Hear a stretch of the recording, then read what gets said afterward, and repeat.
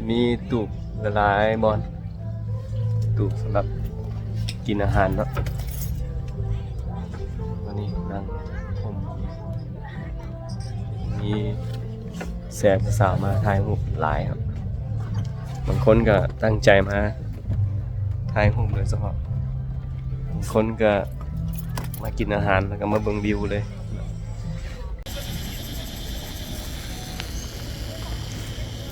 ตังนังเป็นควายเล็กโครงเล็กคักด้วยหวายกูดไอเดียนั่งได้เลย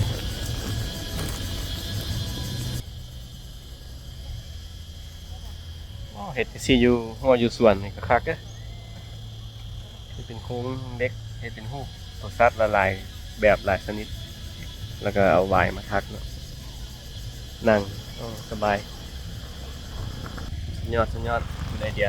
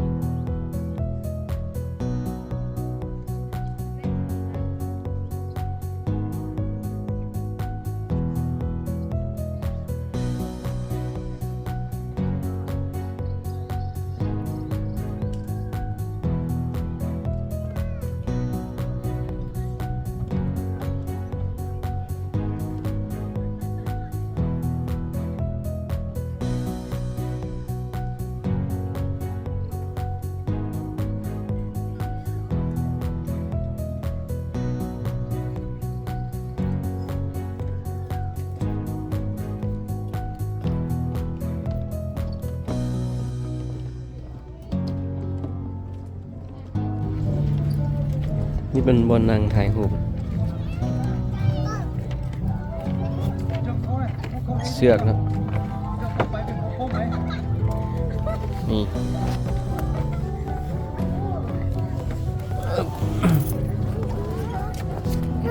ห่มเลยวันนี้ดอนนางเสือกถ่ายรูปเย้ทุกคนนี่เหมาะสำหรับคนที่มานั่งถ่ายรูปสถานที่แห่งนี้ส่วนอาหารมาแม่เนาะจะมีตูบละลายบอลตูบแบบกินอาหารแบบนี่นะมีแสบสาวมาถ่ายรูปหลายบางคนก็ตั้งใจมาถ่ายรูปโดยเฉพาะคนก็มากินอาหารแล้วก็มาเบิ่งวิวเลย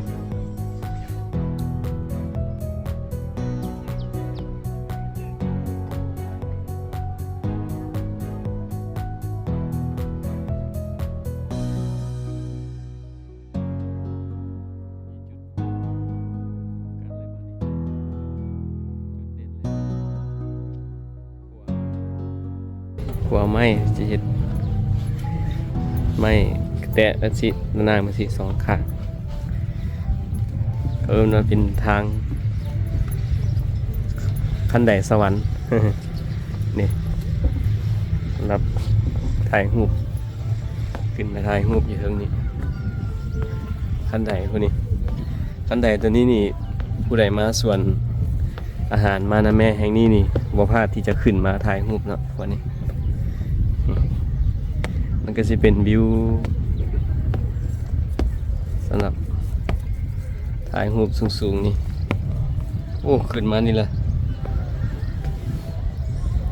สูงพอสมควรทุกคนเป็นจะตกใจอ่ะขึ้นมาก็จะมาเบิ่งวิวนี่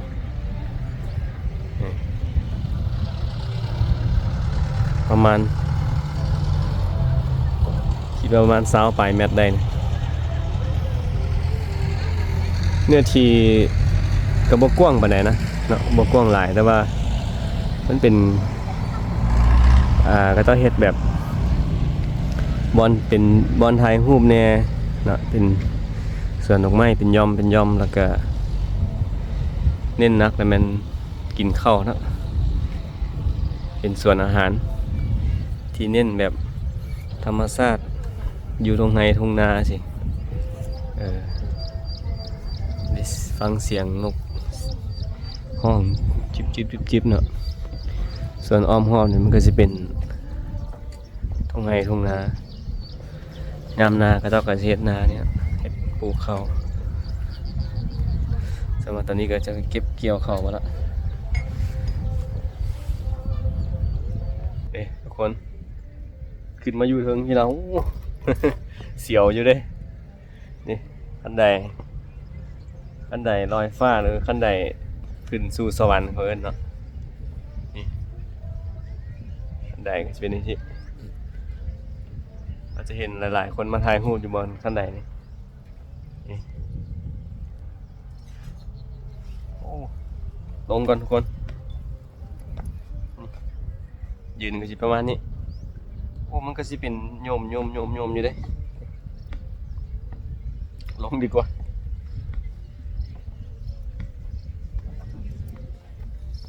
นี่ส่วนถ้าเข้ามายามมื้อแรงเนาะเราก็จะเปิดไฟนี่เป็นเปิดไฟอีกแบบหนึ่งงามอีกแบบหนึ่งถ้าผู้ใดมักไฟแสงสีเนี่ยเปิดไฟเนี่ยก็สิมาตอนแรงๆกินข้าวแรงถ้าจื้อบ่ผิดก็จะเปิดน่าจะฮอด 8-9 โมงแรงเนาะ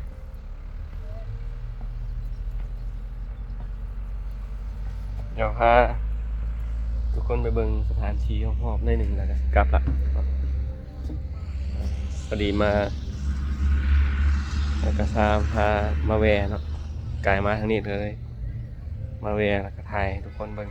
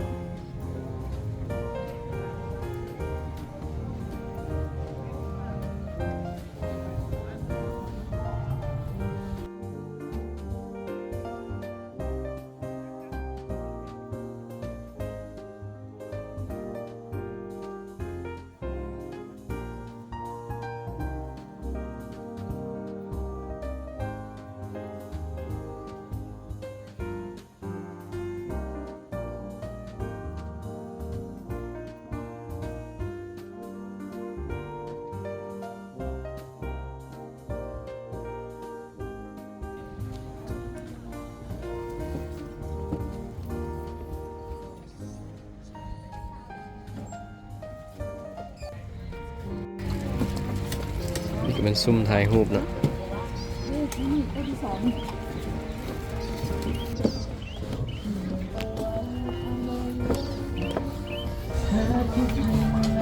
เอากรุ๊ปมาเฮ็ดตกแต่งครับใส่กับ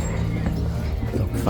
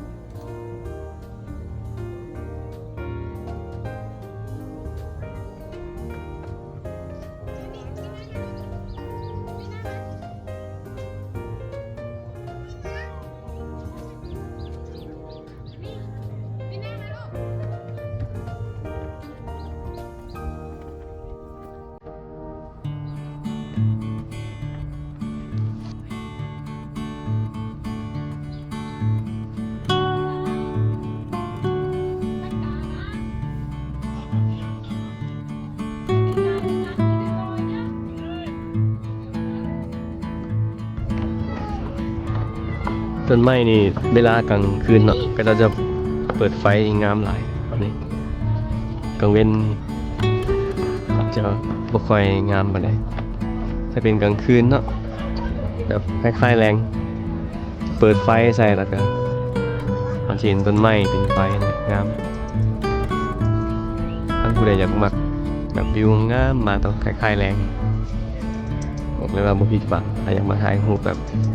เป็นไฟแบบแสงสีงามนิดนึง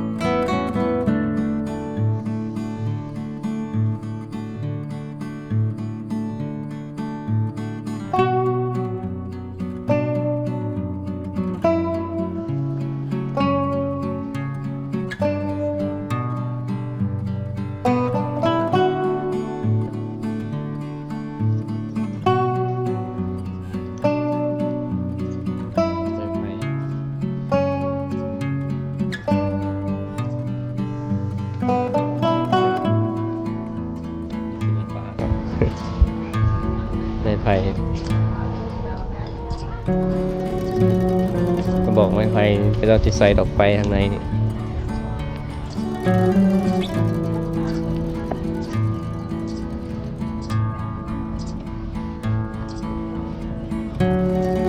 จุดไฟหูอีกบนหนึ่งนางสองฝากแล้วก็มีน้ำซาเนาะวิวไทยซากหลังกับซีเมนต์ทงนาเนาะ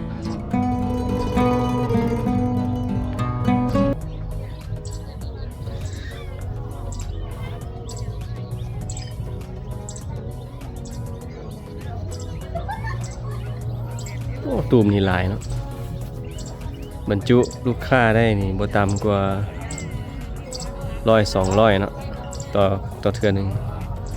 ตูมนี่มีหลายบอลแล้วก็กว้างตูมห้องแอร์ก็มีนะคนบ่มักอากาศสดกับเข้าไปในห้องแอร์นะมีตูมห้องแอร์ฝากโซนฝากนี่มีตู้แก้วเนาะเปิดแอร์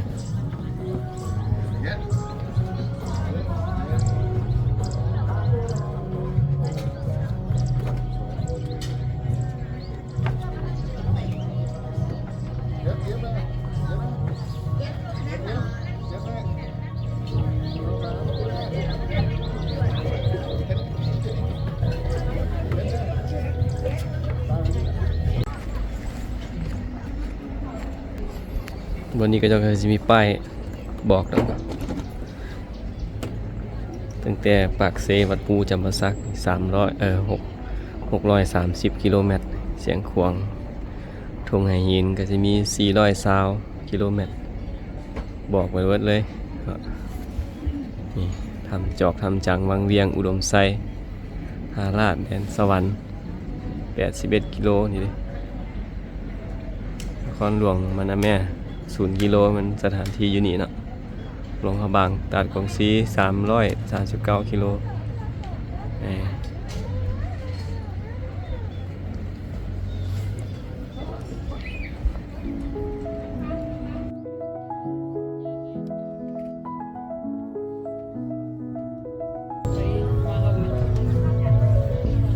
แมนซิงซ่า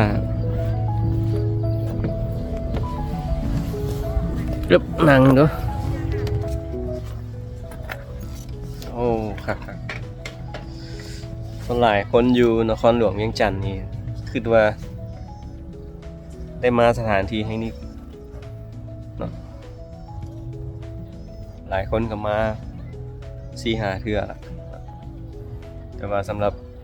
คนที่อยู่ต่างแขวงก็อยากให้ลองมาเบิ่งเนาะ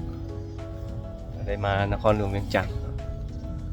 ถือว่าสถานที่แบบมีธรรมชาติมีบอลถ่ายรูปหลายพอสมควรเนาะ ก็เจ้าจะมาถ่ายละครหรือถ่าย MV มิวสิกเพลงลาวหลายซ่องก็มาถ่ายอยู่นี่แหละเนาะส่วนอาหารมานะแม่นครับซึ่งว่าเป็นจุดเป็นลายมุมเนาะที่เหมาะสำหรับการถ่ายรูปหรือถ่ายมิวสิกวิดีโอโอเคเดี๋ยวจะกลับแล้วทุกคนเนาะขอบใจสำหรับทุกคนที่เข้ามาเบิ่งครับเบิ่งชมเนาะแล้วก็กดติดตามให้เนาะในช่องบ่ลองบ่ฮู้อย่าลืมกดกระดิ่งแจ้งเตือนไว้เพื่อคลิปหน้าจะไปบ่อนใดให้ทุกคนได้เบิ่งนำกันโอเคพบกันใหม่ในคลิปหน้าเนาะบ๊ายบาย